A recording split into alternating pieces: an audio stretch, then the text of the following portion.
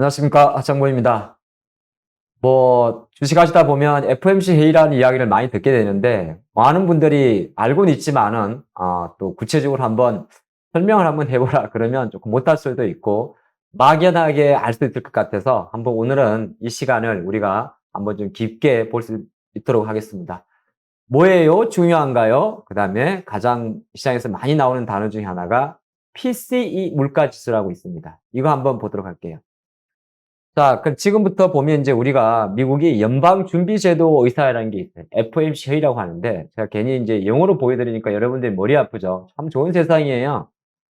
번역을 누르면 바로 바뀝니다. 그러면 바로 연방준비제도 의사회라고 나와 있어요.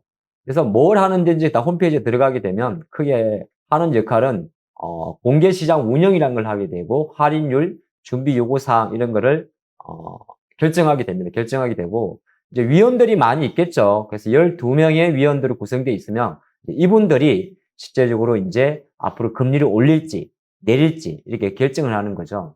근데 이제 이런 회의 자체의 주체가 바로 이제 FOMC인데 우리가 조금 보게 되면 FOMC 회의 같은 경우는 보통 어디 갔어요? 8번 정도가 열려요, 1년에. 8번 정도가 열리는데 이거 안 나오네요. 네, 여기 있죠. 이거 보면 미팅 캘린더가 있어요. 그래서 1년에 한번 여러분들이 기억하셔도 되고 아니면은 직접 홈페이지에 들어오셔가지고 보셔도 돼요. 그러면 2021년도 이렇게 미팅 일정이 쭉 나옵니다. 나오죠. 그래서 1월 달에 1월 25일 날 있었고 또 3월에 있었죠. 3월에 있었고 조금 더 작게 해드리면 이렇게 나와요. 그 다음에 뭐 4월에도 있었죠. 5월에도 있었죠. 그러면 회의 자체가 이렇게 8번 열린 주요 일정이 미리 다 공개가 됩니다. 공개가 되고, 우리가 또 FOMC 회의라는 걸 하게 되게 되면 한 2주 정도 있다가 이렇게 나와요. 좀 설명을 드리면, 회의는 일단 보통 8번 정도가 열립니다. 몇 번? 8번. 1년에 8번이 열리고요. 그리고 나서 그 발표하는 회의 날을 기준으로 해서 전 2주 전, 그리고 후, 예, 후, 전 2주 전, 회의 전이죠. 예, 회의 전 2주 전. 이렇게 적어볼까요? 회의 전에 2주 전에 발표되는, 여기에서 발표되는 게 베이지북이라는 게 발표됩니다. 베이지북, 베이지 색깔의 보고서예요. 그리고 회의 2주 후, 날짜는 약간 그 차이는 좀 있어요. 이때 나오는 게 의사록이라는 게 발표가 됩니다. 그래서 그거를 홈페이지도 똑같이 적어놔요. 만약에 2022년도에 이렇게 6월 14일, 15일 날 양일에 걸쳐서 FOMC 회의를 하게 되면 성명서가 나옵니다. 어떤 어쩌고저쩌고 성명서가 나오게 되고 그리고 나서 공식 자료가 릴리스 되는 게 있죠. 보면 7월 6일이라고 나와 있죠. 이게 바로 의사록입니다. 그래서 실제로 미국은 회의가 열릴 때는 이제 스테이트먼트라고 해서 의견 그 내용이 나오게 되고 좀 구체적인 내용이 2주 정도 있다가 릴리스 되는데 이게 바로 우리가 시장에서 말하는 FOMC 의사록이라는 겁니다. 이런 과정을 거쳐가지고 1년에 8번 정도가 열리게 되는데 뭐 주로 목적 같은 경우는 연준이 사는 게 사실 세 가지가 있잖아요. 크게 보게 되면 금리 올리는 회의체 아니겠습니까? 금리를 올리게 되는데 우리가 많은 걸 좀 들어봤어요. 시장에 보니까 지금부터 보면 이제 미국이 금리를 올린다더라. 그래서 한국이 금리가 올린다더라. 그래서 지금 한국의 기준금리가 1.75%고 미국은 1.5에서 1.75%. 여기서 잠깐 질문 들어오죠. 왜 한국은 단수고 여기는 범위가 있습니까? 그렇게 되기 때문에 미국은 땅이 커잖아요. 그래서 연방준비제도 의사입니다. 우리나라는 한국은행이 하나밖에 없지만은 미국에는 주마다 다 있는 거죠. 그래서 주마다 법이 다르듯이 주마다 기준금리도 조금 차이가 있어요. 그래서 중앙은행의 성격을 갖고 있는 FRB가 어느 정도 범위를 정해준 거예요.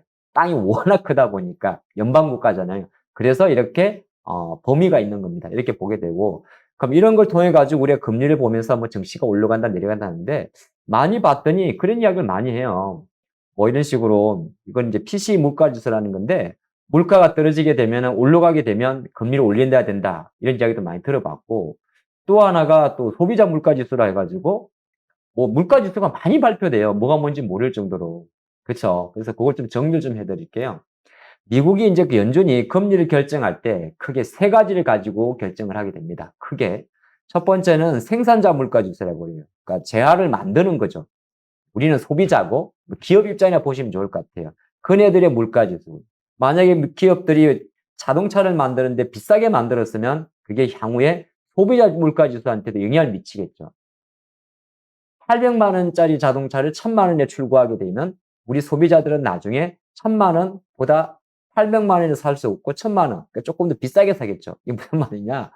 생산자 물가 지수는 곧 소비자 물가 지수한테 영향을 미치게 됩니다. 그래서 어느 정도 생산자 입장에서 바라본 원가의 개념이 될 것 같고요. 소비자 물가 지수, CPI라는 것은 소비자 입장에서 생각한 우리 소매가 아니면 구매 가격 이렇게 볼 수 있을 것 같습니다. 우리가 이제 실제적으로 살아가면서 필요한 거죠. 근데 갑자기 보다 보니까 뭐가 뭔지 모르겠어요, 여러분들도.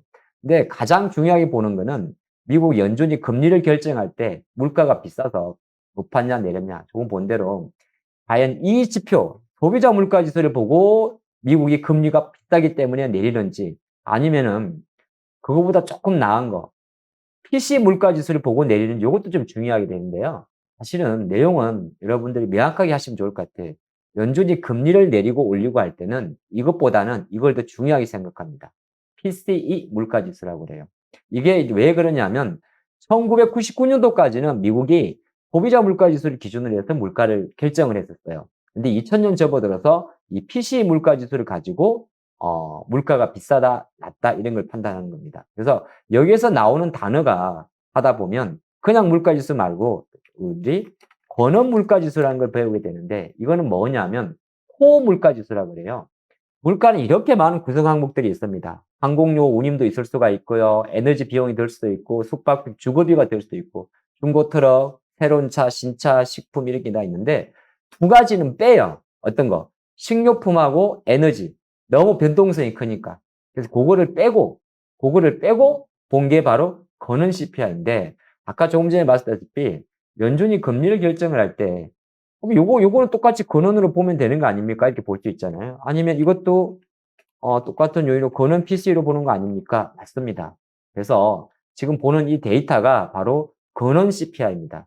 그래서 지금 2022년도에 미국이 한 3% 정도 있다가 5% 올라가니까 급격하게 난리가 난 거죠. 그러면 왜 굳이 근원 CPI를 봐야 되느냐? 그거는 이제 우리나라도 많이 들어봤었는데 물가 지수에는 엄청난 조작이 가능해요. 조작이란 말은 좀 그런가요? 왜곡이 가능해요.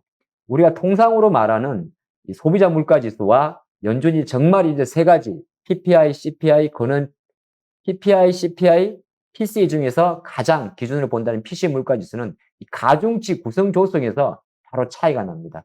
보통의 CPI 같은 경우는 뭐 음식료도 있을 거고 주거비도 있을 거고 뭐 여러 가지 운송비도 있을 건데요. 요거를 조금 더 구체화시킨 게 첫 번째 특징이에요.